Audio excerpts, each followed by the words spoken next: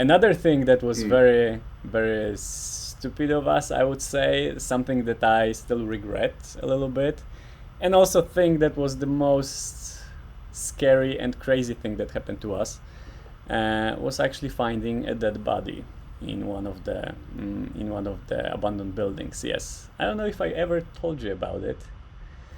I would have remembered you telling me that. When See? did you find a dead body? Aha. I kept it all the way through all of those years of us knowing each other, especially for this podcast. Yes, we did find a dead body. It was also in the same town of Łódź. It was during the same trip where we went when we went to the sewers. It was just another day. We went to this abandoned factory.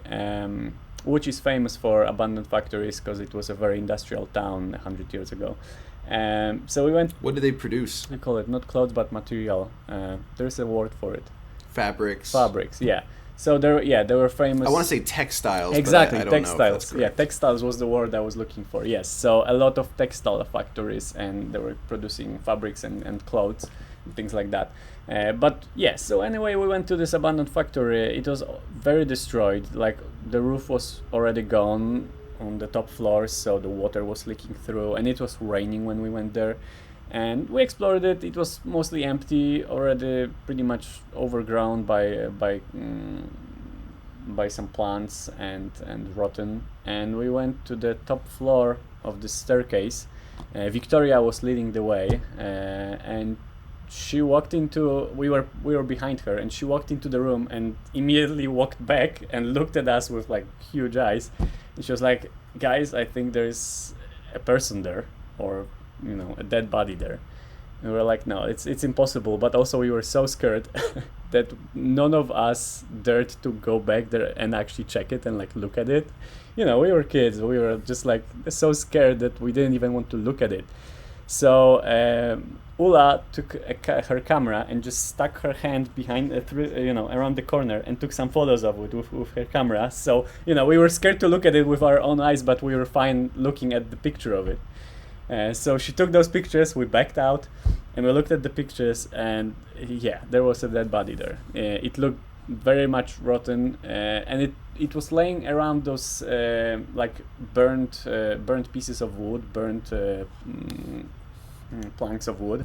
So it blended with the ground very, very well. Like there was a lot of trash there, and it was laying among this trash, and the body itself was rotten. And as human body rots, it becomes black and very much dark and like dry.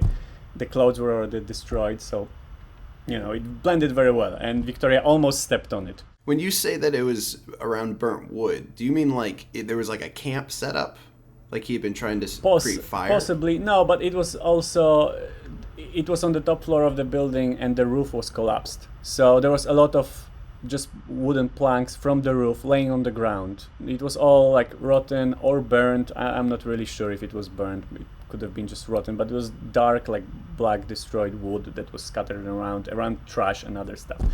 But yeah, looking at the dead body and the pictures of it, and like analyzing it now, we're pretty much sure, like 98% sure, it was a homeless person who just lived in this building, or went there to stay for winter or something like that, and just died. The clothes were like very destroyed, old clothes, like a jumper with holes, and so we're pretty sure it was just a homeless person who died there.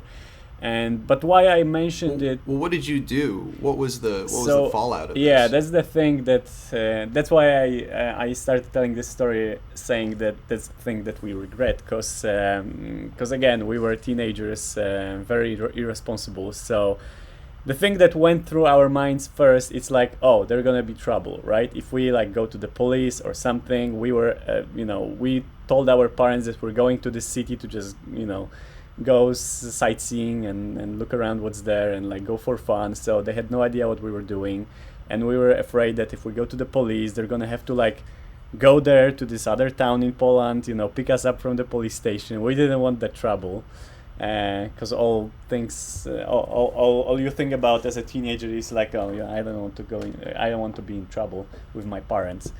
So we did nothing. We just left that place scared shitless, and we jumped in a train and went back. And we never told anyone that we found that dead body until way later. It's what's the funniest part, or like the most how do I say it? What's the most ironic about this whole situation is that that factory where the dead body was is exactly on the other street from the police station. So, you know, for months or maybe even years, the police had a dead body laying in that abandoned building right in front of their police station. They had no idea about it, and I don't know if they ever found out. I mean, I tried to look for some like news about dead body being found in that city, but you know, if it was a homeless person, if it wasn't some kind of crime, nobody would write an article about it, right? They would just find it and clean it up or something like that. So I didn't find anything. Did you know there was a police station across the street? Yeah. You decided to... Yeah, we knew that there was a police station. That's what made it very hard to get in that place, because we had to jump over a fence, but from a different side where the police couldn't see us. But yeah, that didn't stop us. And that you said you didn't tell anybody about this, but did that what do you call it, expedition end up as an episode of your show? Yes, it minus did. The dead body. Exactly. Yeah, it's like, it just the video just ended very quickly because we didn't want to record anything else after finding the dead body. But it was by the end of exploration of that abandoned factory. So the video is still there. We explored the factory. We showed all the boring stuff, all the empty interiors. But yeah, obviously we didn't show the dead body. It was still before like the Logan Paul accident, right? With him finding a dead body. You were smarter than him, at least. Yes, I suppose. yeah, and I was at least that. At least we didn't put it online. You said that you didn't want to record anything after you'd seen it. Is there anything deeper to that? Was there like a chilling effect to seeing a corpse? Because I imagine that was your first time. Yeah. No, yeah, it was. It was scary enough for us to like want to leave that place immediately. Everything felt 10 times scarier after seeing that dead body. You know, we didn't want to look into any other rooms because we were scared that, like, you know, we go around the corner and there would be another one or something, right? So we just wanted to leave as fast as possible.